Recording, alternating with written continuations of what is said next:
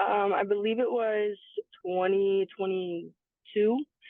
I attended a youth advisory board conference, and ESSA was brought up, and I had no idea what ESSA was.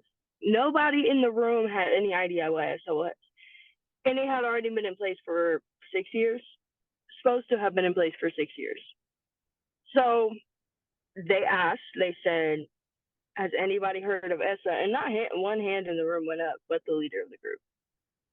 And it was just like dead silence. Nobody knew what an ESSA was. And when an ESSA was explained, the amount of people in the room that were like, I wish I would have had that. I needed that. I didn't have that. I should have had that. I needed that. I didn't get that.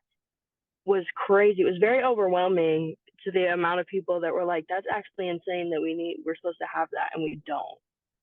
So after this meeting, that nobody had heard of ESSA, I went straight to my school with a PowerPoint.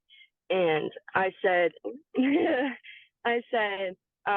supposed to have this and we don't have this. If we do, I was not aware, and I am like key advocate in the school. I'm telling you, I'm president of the Mental Health Advisory Board. I'm doing all these things. And that's another thing I want to mention about foster kids is statistically, foster kids are more likely to be involved in more wanting to get out, to be involved, to do things with everybody, because they don't get that at home. They don't get to, they might have brothers and sisters, but they might not be their brothers and sisters. They might not be people that they feel they can be family, and that's a lot of things in my foster homes. I never felt like they were family. And I felt more so like my school counselor was my family. She was like a little second mom, and my lab teacher was a little like a mom or an aunt. I went back and took this PowerPoint and said, we need an ESSA. We got one of the counselors to recognize herself as ESSA. And I said, well, now she needs training. And I told them all this. She needed trauma training. She needed training on foster care and all of its policies. She needed to know resources for when and how to get out, if need be, if a foster kid needs clothes, if they need hygiene. We opened up a hygiene closet. So really brought that into my school. It really matters that youth have somebody care for them at school, because when I didn't have anybody to care for me at school, I almost failed sophomore year.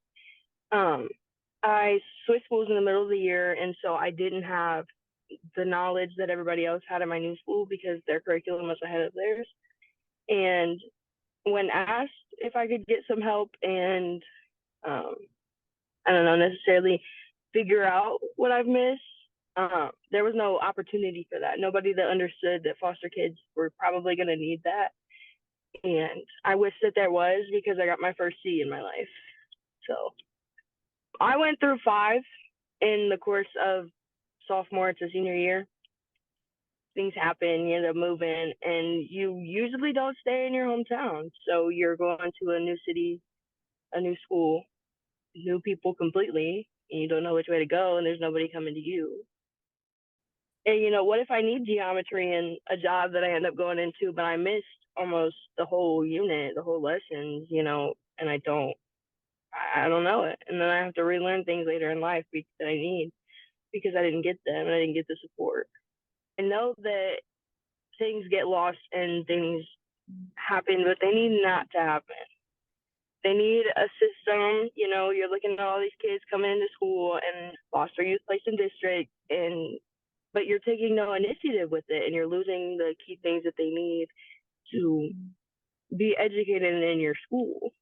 I just feel like that they need that one person, because mental health declines, grades decline, attendance declines. Like, we are not getting the education and the resources that we need because nobody's reaching out to us, and we're foster kids in a new area, new surroundings.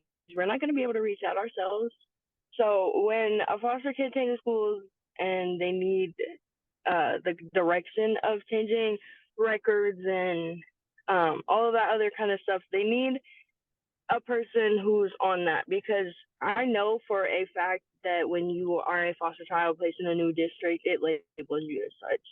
You are labeled in the school system as a foster child placed in the district, and that's exactly what it says because I asked for the information from the school. And so I know that they know and that you are a foster kid and they are aware, and they need to be making the initiative to come to you and simply ask, what do you need? What were you working on? what's the last thing you remember? You know, because if somebody would have asked me that and they would have found out where I was in their curriculum, I could have learned everything I missed. Taking on an ESSA role, you have got to be dedicated. You've got to be dedicated, and you got to understand what being an ESSA is. Being an ESSA is advocating for foster kids in every way, finding transportation for the things they need. They need to talk to their caseworker during school. They need to figure out their classes. They need help and additional help in a class. They need to switch a class. They need it on the IEP plan.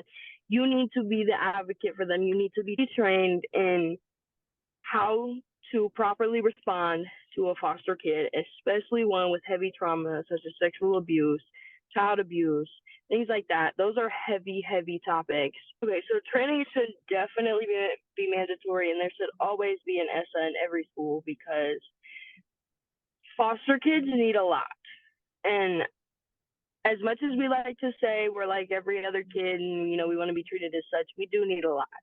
And especially when it comes to school, because you're in a whole new home trying to adjust to that. You're in a whole new school trying to adjust to that. You don't know these people. You don't know the teachers. You don't know who you're supposed to turn to.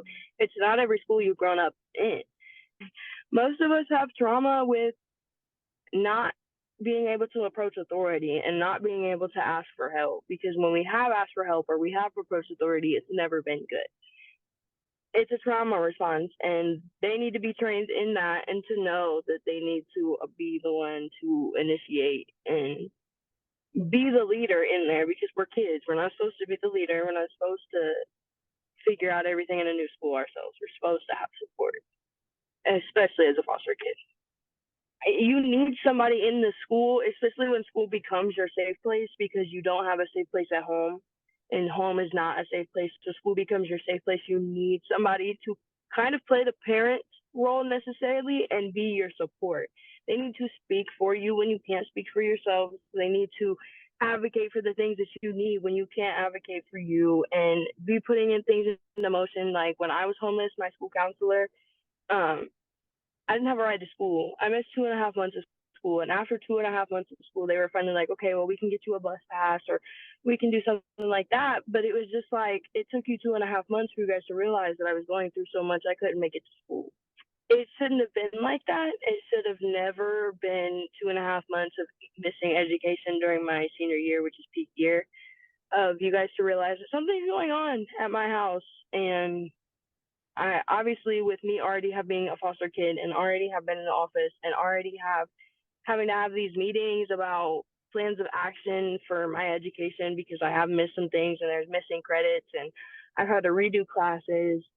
Before before there was a recognized problem and I had gotten support that I needed, my GPA was down to a 1.2. I had 0% in almost all of my classes. I hadn't done no work. I hadn't been to school in 2.5 months. And when my counselor finally reached out to me and she said, no, you need to come to school. We need to figure something out. And I finally came to school and we sat down and we talked and we figured out the plan of how I was going to make up everything and do everything on top that I was supposed to do on time. How much of that I could get back, you know, what we could work for excused absences and not excused, and so that it didn't hurt my record.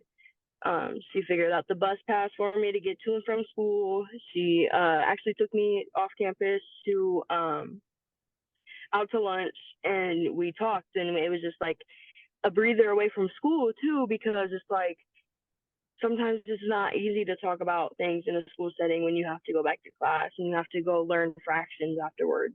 So that was really good. She nominated me for the ACE award, which is the Accepting the Challenge of Excellence award, and I ended up winning it with a $700 scholarship for accepting the challenge of excellence of overcoming everything and every hurdle to push towards the end of the finish line and graduate. And in return, I did graduate with a 4.2 GPA, and I had too many seals to fit on my diploma. So I just know that when supported, we can shine, especially as foster kids. I was extremely grateful for the support that came through at the end of my senior year to help me finish. I had to go find that support though, and that support should have definitely come to me. So that support is really, really mandatory.